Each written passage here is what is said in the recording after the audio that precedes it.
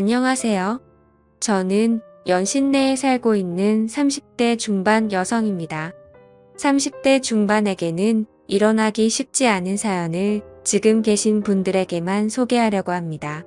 그러니 다들 제 이야기를 한번 들어봐 주세요. 저는 주변 친구들보다는 비교적으로 일찍 27살 때 소개팅 어플을 통해 대기업에 다니는 남편을 만나 결혼을 했습니다. 연애 기간이 짧아서 아이는 천천히 가지기로 생각했고 결혼 생활을 하면서 큰 문제 없이 달콤하고 짜릿하게 보냈습니다. 여느 때와 다르게 없는 피부만 스쳐도 두 볼이 발그레해지던 신혼부부 시절 시댁에서 문자 한 통이 왔습니다. 지금 생각해도 정말 소름이 돋는 얘기를 보았는데요. 그 소름 돋는 내용은 바로 도련님을 신혼집에서 같이 한 집에서 살게 하는 것이었습니다. 도련님과 같이 한 지붕 아래에서 살게 되는 것도 문제이지만 더 큰 문제가 하나 있었습니다. 평소 도련님의 행동에 문제가 많았습니다. 회사를 다니면서 노래방을 자주 드나들었고 그 외에도 입에 담기 힘든 일들이 더 많았어요. 처음 상견례 자리에서 도련님을 만났을 때와 결혼식에서의 도련님 옆자리의 여자가 바뀔 정도로 여자 관계가 좋지 않았죠.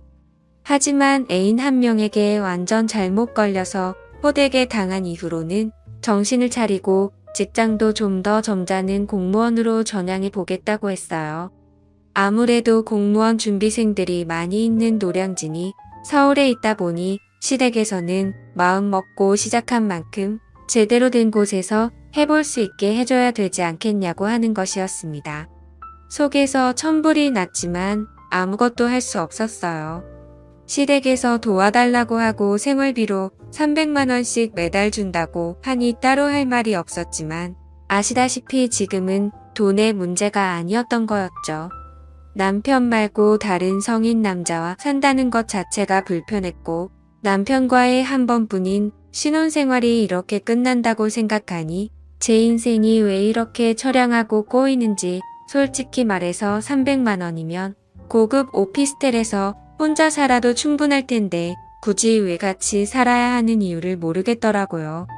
그냥 돈 줄 테니 너는 입 닫고 내 아들 둘이나 챙겨라는 식으로 밖에는 이해가 되지 않더라고요.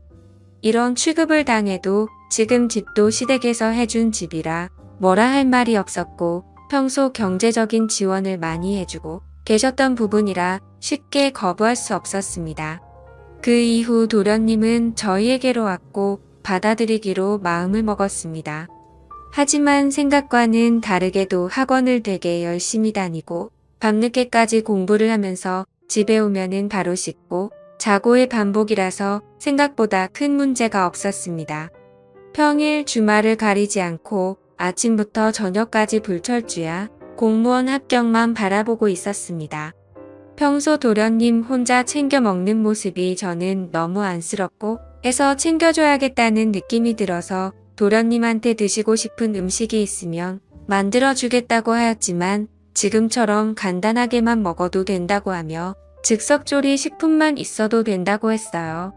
이렇게 쉽게 300만 원씩 받으니 저는 처음에 생각한 것과는 다르게 너무나도 기분이 좋았고 경제적으로 풍요로워지니 너무 좋았습니다.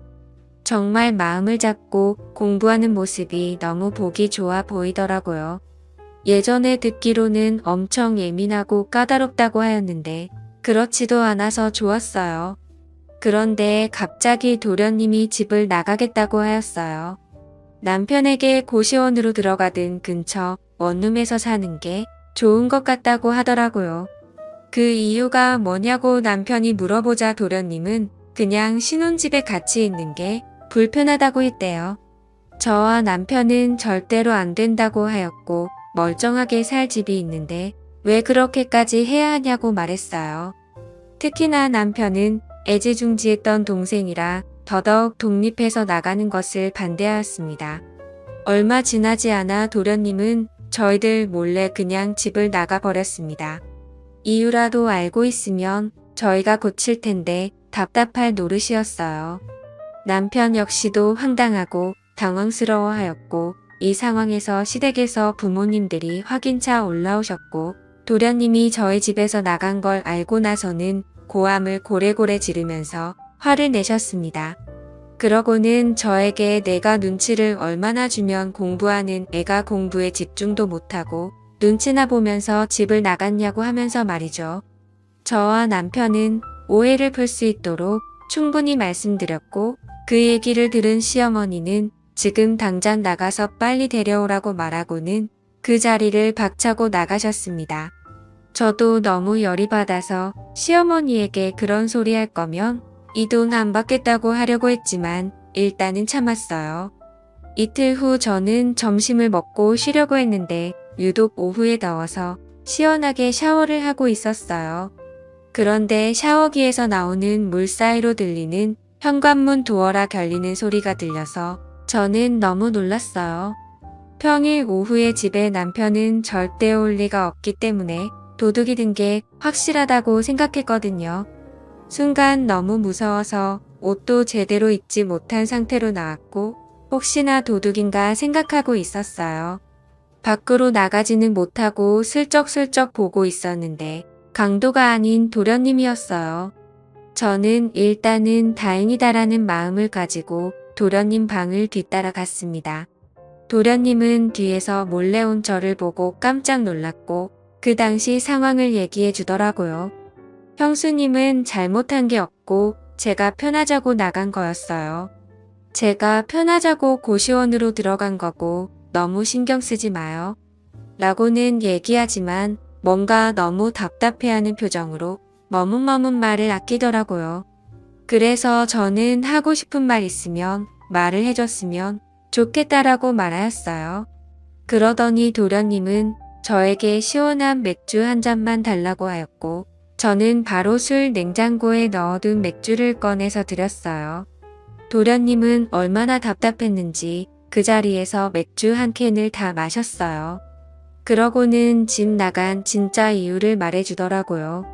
이유를 들은 저는 너무 민망해서 몸둘 바를 몰랐어요. 그 이유는 바로 매일 밤마다 저와 남편의 사랑의 속삭임 때문이었어요. 사실 저희는 신혼부부이고 지나가다가 스치기만 해도 뜨거워지기 때문에 저도 모르게 실수를 했는데 도련님 귀에 너무도 잘 들렸다는 겁니다.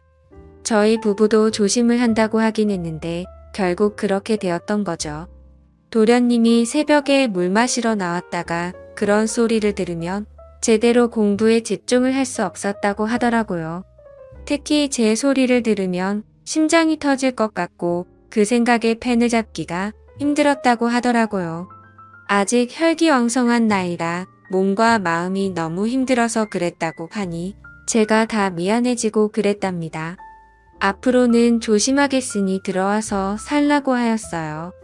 저는 어떻게든 남편이 오기 전까지 도련님을 집에 있게 하기 위해서 시간을 끌어야겠다는 생각을 했고 필사적으로 못 나가게 하려다 그만 사고가 나고 말았습니다.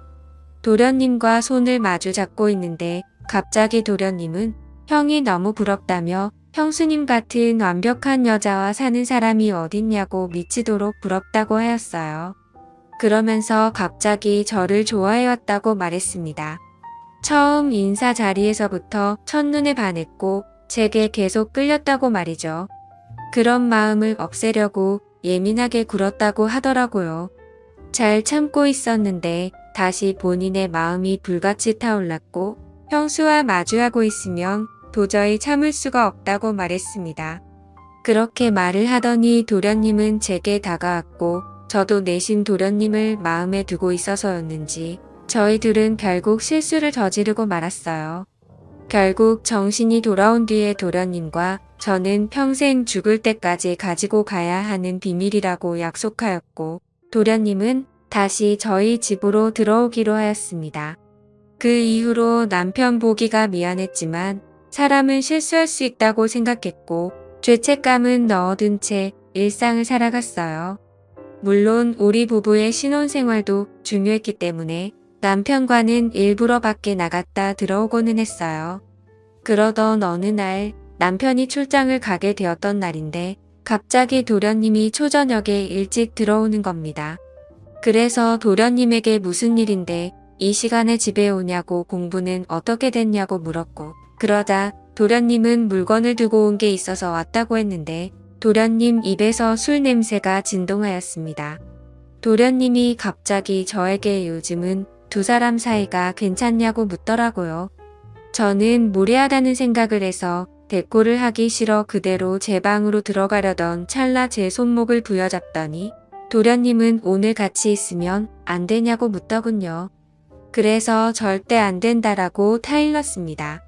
하지만 술에 취한 도련님은 형수와 실수한 거 형한테 다 털어놓을 거라고 하더군요.